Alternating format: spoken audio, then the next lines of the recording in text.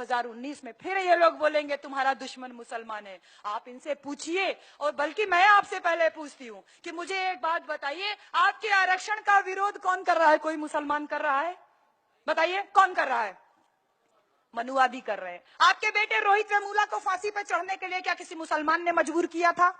आपकी बेटी आसिफा को 8 दिन तक मंदिर के अंदर बंद करके दरिंदों की तरह नोच के पत्थर से उसका सर फोड़ करके क्या किसी मुसलमान ने यह काम किया था? बताइए। अभी उन्नाव में अपनी एक बेटी के साथ में इसी तरीके का काम हुआ। बलिया में अपनी एक बेटी को जिंदा जला दिए, रात में सो रहे थे। उत्तर प्रदेश में बलिया एक डिस्ट्रिक्ट है। यह काम किसी मुसलमान ने किया क्या? आपको जाति व्यवस्था में क्या किसी मुसलमान ने बांटा क्या?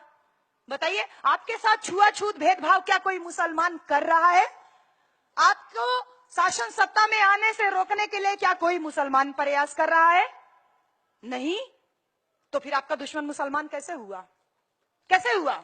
फिर ये कैसे लोग हैं जो टीवी पे रोज बहस दिखाते हैं कि तुम्हारा दुश्मन मुसलमान है, तुम्हारा दुश्मन मुसलमान है? आज आप इस दीक्षा भूमि से मैं जो बात कह रही हूं, रोजाना 1 घंटा अपने समाज में निकलिए, भले 10 लोग हों, भले 20 लोग हों, और उनके बीच में जाकर के बोलिए कि हमारा दुश्मन मुसलमान ना तो था, ना है और ना ही कभी होगा।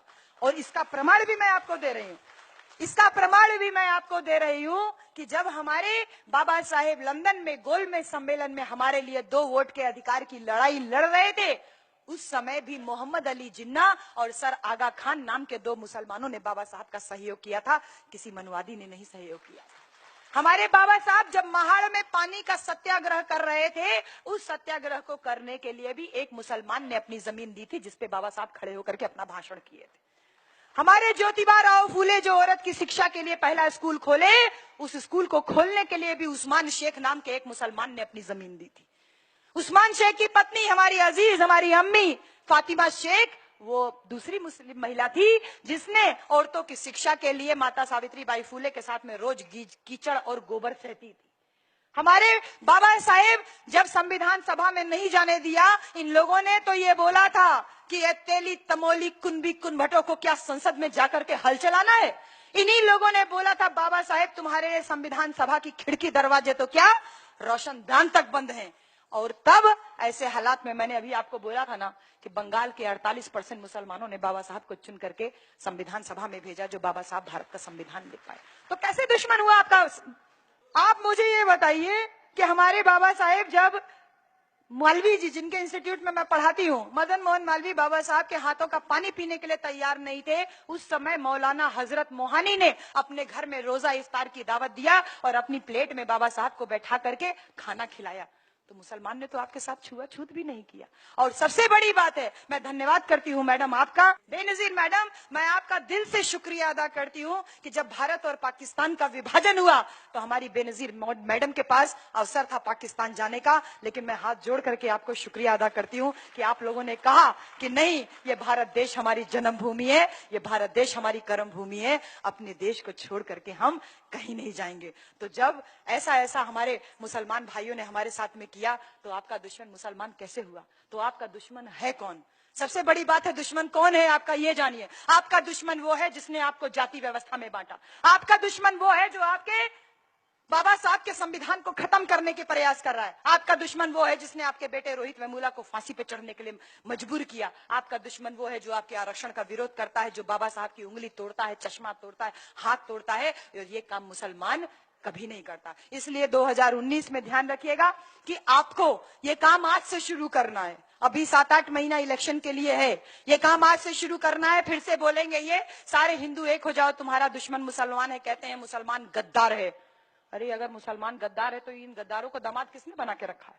हमने बनाया? हमने बनाया? तुम दामाद भी बना लो तो कोई बात नहीं, और हम एक साथ अमन चैन से रहने देंगे, रहने की कोशिश करेंगे, तो तुम हमको मारोगे? तुम हमको कभी इखलाक के नाम पे, कभी किसी के नाम पे तुम हमको मारोगे, पीटोगे? ये सब काम हमारे लिए करोगे? तो इस बात को ध्यान रखिएगा। 2017 में उत्तर प्रदेश में इलेक्शन हुआ, इन लोगों ने यही नारा दिया, सारे हिंदू एक हो जाओ, तुम्हारा दुश्मन मुसलमान है। और सभी लोगों को लगा कि सच में वो हिंदू हैं, और ये कहा कि चमारों को छोड़ो, ये हाथी वाले हैं, अहिरों को छोड़ो, ये तो साइकिल वाले हैं, और बाकी सबको कहा कि सारे हिंदू एक हो जाओ। सारे लोगों को गलतफहमी हुई कि सच में हिंदू है, इसीलिए फोटो दिखाए शाहरुख खान का, ब्याह करा दिए अमरीश पुरी से।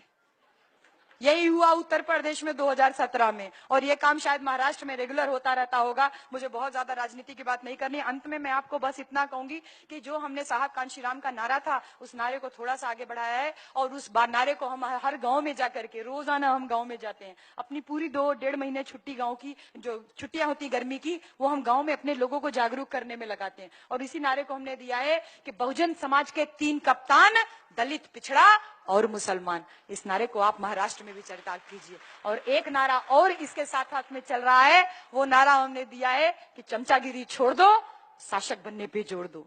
चमचा बन के रहोगे तो थोड़े समय का फायदा होगा, राजा बन के रहोगे तो तुम्हारी अगली पीढ़ी भी राजा बनने के लिए ही हमेशा ख्वाब देखेगी, सपना देखेगी। तो इन्हीं सारी बातों के साथ में मैं मैंने फेसबुक पे ये पोएम पढ़ी थी, और इसी वजह से ये आवाज केवल मेरी नहीं है, ये आवाज आप सब लोगों की है, ये आवाज उस आसिफा बेटी की है, ये आवाज रोहित वेमुला की है, ये आवाज हमारे सारे बहुजन समाज की है।